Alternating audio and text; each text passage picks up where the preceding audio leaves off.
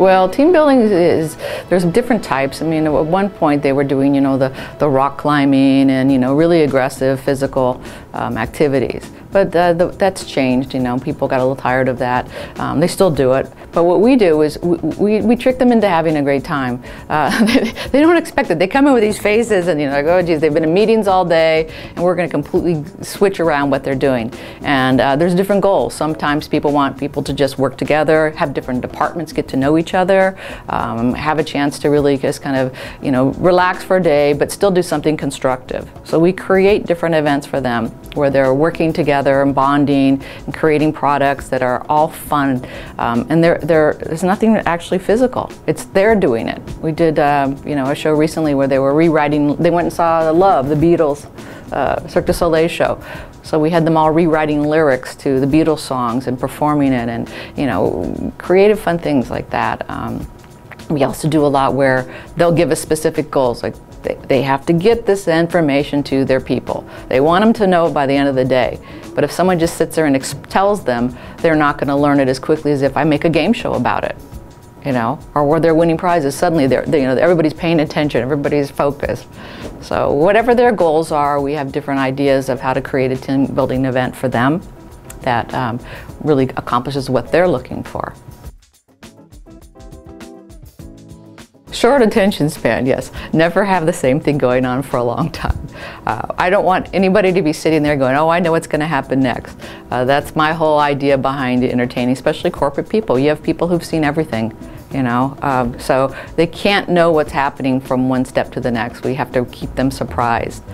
We try to do that with all of our team building events so that they're on their toes and they're ready to change, because that's what business is like. They never know when they pick up the phone who's going to be on the other end of it, the line, And they never know when they're at a meeting what they need, how they need to change. So we're always making them not only pay attention, but being ready to change, to do something different, to accept the fact that, maybe what is great for right now, but we need something different. And so that's what we try to do, is get people to be very flexible, but open-minded and willing to jump and do whatever we need to get them to do. And they have a great time. Team building at one point was, they were doing it. And then, the last couple of years, everybody had downsized and, oh, maybe we shouldn't do this, or maybe it's not what we need to do. Now it's huge again because it didn't work. People need to know each other. They need to be able to feel also that they have a reward. That learning something new for their company isn't just expected of them, and especially on their own time, that during their work time, they can learn new skills. They can learn to work with people. Or you have a situation like last night, we had an event and it was a takeover. So we had, very high up, important executives all together. It was a small group, but they were, needing to accept the fact that their company was being bought out. And with that, come together and create a brand new company where everybody's moving forward with a positive attitude. So it's not just the level of employees, it's all the way up to where people need to learn to work together and accept change. Well, usually if it's a wedding, I'll have them find an event planner that does weddings, a wedding planner, and I can recommend some to them. But then when it comes to the entertainment, I know my entertainment is better than most. And also, it's a style. When you have a wedding, there's a real style of how you have a band or how you have a DJ and a format. And it's the most important day, and the music is more important, in my opinion, than the shrimp. So that's when people are, it's like I say to catering, they're like, no, it's the shrimp. I'm like, no, it's the entertainment. But they're going to remember if the band was good, if everybody was up and dancing, if the volume was right, that's what they're going to remember. So that's what I always tell them, is have your entertainment be, really good. And everybody has a different budget. When I ask people, what do they want to spend, they always think I'm trying to rip them off by asking that question. And it's really not about that. It's that, if you want to spend $5,000, I will tell you what's really good for $5,000. Look at the best in that category. If you like it, great. If not, then you know what? You need to spend more money. But I will have a great, type of entertainment in that price range for you. And I hate it when people won't give a budget, or because then I can show them a great $20,000 band and they're going to love it, but they'll never have it. That's important. A lot of people, when there was the recession back in the 90s, and a lot of people that did something similar to me, they didn't make it. The business goes like this. LA goes like this. So what you have to have is, like I say, have a constant, which is by mixing entertainment and team building. I have two different divisions of the company, so I'm always going to be able to accomplish either when they're happy and they want to be entertained, or when they need to boost their company. But it's always something different. People don't want to do the same things. They want to change. They want,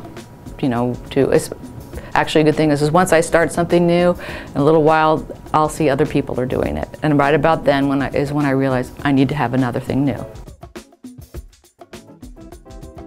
All of our actors they're very seasoned, and they're all union. It's not that I wouldn't take somebody who wasn't a union actor. If they were qualified, they just happened to all be union actors. And what happens is, once they get into Dial M, they never get out. That's what we say. What I do is I make it actor friendly. So, for example, if I have one show, I will have 3 casts doing that show.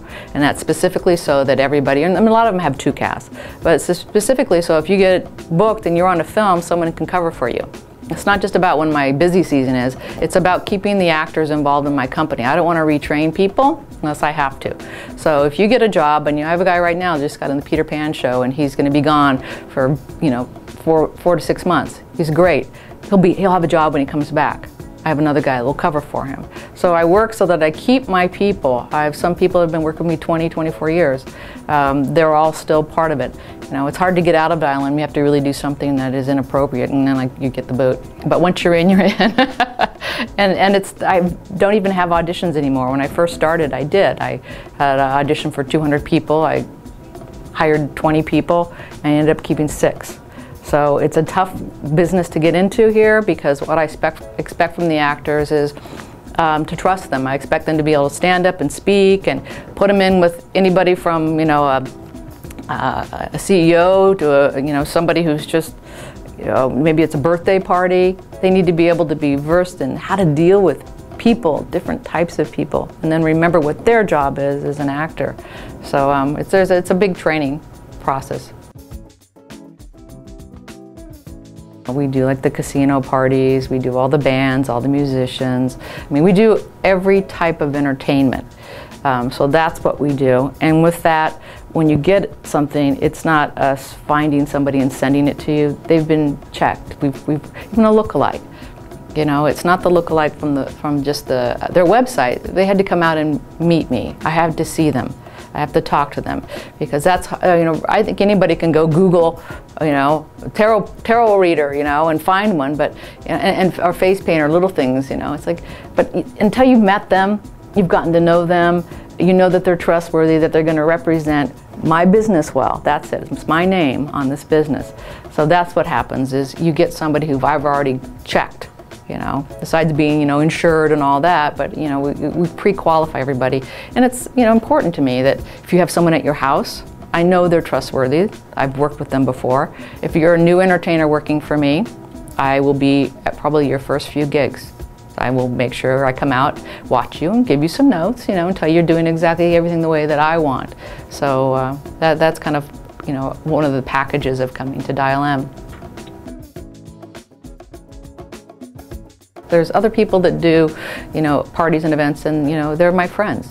So if they had a bad experience, they're going to call me and tell me, this happened, and I'm going to, oh really? Okay, I'll remember that. Because there's the long timers, so the people that have been doing this forever, like myself, and we're the LA circuit that's been around forever. There's all the new people, and it's a very big difference, but it's a support, and that's why I say when you're talking about the social network, it's not the Facebook thing, it's I actually know these people.